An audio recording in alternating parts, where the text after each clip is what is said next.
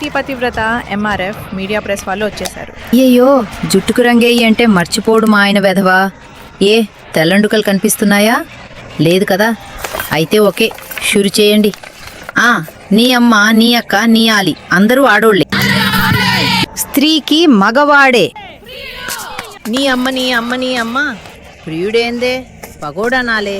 అడ్డమైన రంకు బాగోతాలు నడుపుతున్న రంకురాణి కాదు, వర్ధిల్లాలి వర్ధిల్లాలి. స్త్రీల పరువు తీస్తున్న ఎంఆర్ఎఫ్ గారు. అమానియమది సచ్చినోళ్ళనంటారు. ఏంది ఎగిరే పావురమా? డబ్బులిచ్చి తోరుకొచ్చినప్పుడు కొంచెం మంచోళ్ళని తేవచ్చు కదా. అందరూ మనలాగా బేవాష్గా ఎవరుండరు అక్కడ. ఎంఆర్ఎఫ్ మన అజెండాకి ఈ బేవాష్ వాళ్ళే కరెక్ట్ అని తీసుకొచ్చా. సరే సరే, మీడియా వాళ్ళు వచ్చేసిండ్రు, కొంచెం గట్టిగా అరవండి.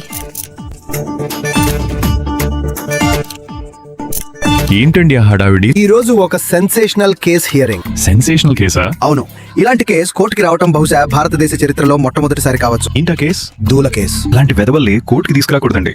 నడి రోడ్ మీద నిలబెట్టి రాళ్లతో కొట్టాలి. మీరు మ్యాటర్ తెలుసుకోకుండా మాట్లాడుతున్నారు. దూల కేసు పెట్టింది మంచి కోసం కాదు, చెడు గెలవాలని.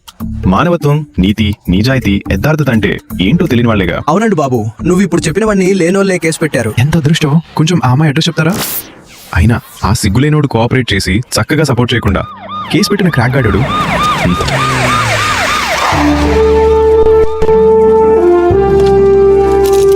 హిందువుల ఐక్యత, హిందువుల ఐక్యత.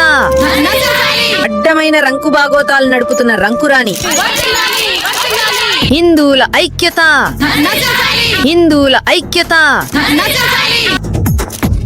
ఏంటి ఎంఆర్ఎఫ్ ఒక బ్రెయిన్లెస్ ఆడది సైంధవుడి మీద కేసు పెడితే మీ కుళ్ళు స్వార్థం కోసం మా టైం ఎందుకు ఇలా వేస్ట్ చేస్తున్నారు? గదంతా మాకు తెలవదు, నేనున్నదే గొడవలు పెట్టడానికి మాత్రమే, అంతే. నువ్వు నేను మాట్లాడుకున్నాడు ఏమి చేశావు? ఒక బుర్ర లేనిది మా కోసం ఎన్ని రంకులు చేసిందో నీకు తెలీదు సైంధవుడు. నేనేదో కష్టపడి నా టీంలోకి చాలా మంది వెస్ట్ ఫెలోలను తీసుకుంటుంటే లేదు వాళ్ళందరూ నాతో సరితూగగరు అంటూ నాకే ఎదురు చెప్తావా సైంధవుడు? నేను పిలిస్తే నా బిస్కెట్ల కోసం ఎన్ని కుక్కలున్నాయో చూస్తావా? మీరేం కష్టపడి మా ఆంటి సిగ్గులేని జన్మ వాళ్ళని తీసుకోవాల్సిన పనిలేదు. ఆయన బ్రాండ్ ఆదర్శంగా తీసుకున్న వాళ్ళు కొద్ది మంది ఉన్నా మేం కూడా కొంచెం గొప్ప. అంటే వేస్ట్ ఫెలోస్ మే. ఏమంటారు waste fellows? Order order order. వీళ్ళిద్దరూ కావాలనే గొడవలు పెడుతున్నారు అని రుజువైంది కాబట్టి వీళ్లకు 6 నెలల శిక్ష విధిస్తున్నాము. ఏయ్, ఇది అన్యాయం, అక్రమం. ఇదేవో పాకవాడు చేస్తే వాళ్ళ దేశంలో శిక్ష వేరు. ఏంటిది ఇక్కడ భారతదేశంలో మాత్రం ఎందుకు ఈ వివక్ష? ఏదో గొడవలు పెట్టినంత మాత్రాన్ని శిక్ష వేస్తారా? ఇదెక్కడి న్యాయం?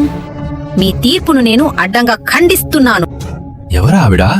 ఎంఆర్ఎఫ్ అని యాంటై మెన్, ఇంకా హిందువు అని చెప్పుకు తిరిగే మనిషి అనుకుంటా. హిందుత్వం కరెక్ట్ కాదు అని, మగవాళ్ళు కరెక్ట్ కాదు అని మన భారతదేశాన్ని తప్ప వేరే దేశాలని గొప్పగా పొగుడుతూ ఉంటది. ఇంకా సంసారాల్లో నిప్పులు పోయటం ఈమె ప్రత్యేకత. రేయ్, నీ తల్లి నన్నేకమేం చేస్తున్నావురా నువ్వు? నా ఛానల్ లైవ్ కి రారా, చూసుకుంటా. చూసారా పబ్లిక్ ముందు ఎలా పిచ్చెక్కినట్టు మాట్లాడుతుందో. ఇలాంటి వాళ్ళు సొసైటీలో తిరగడం మంచిది కాదు కాబట్టి ఈమెను పిచ్చి హాస్పిటల్లో జాయిన్ చేయించవలసిందిగా లీకెండ్ కి ఆర్డర్స్ పాస్ చేస్తున్నాము.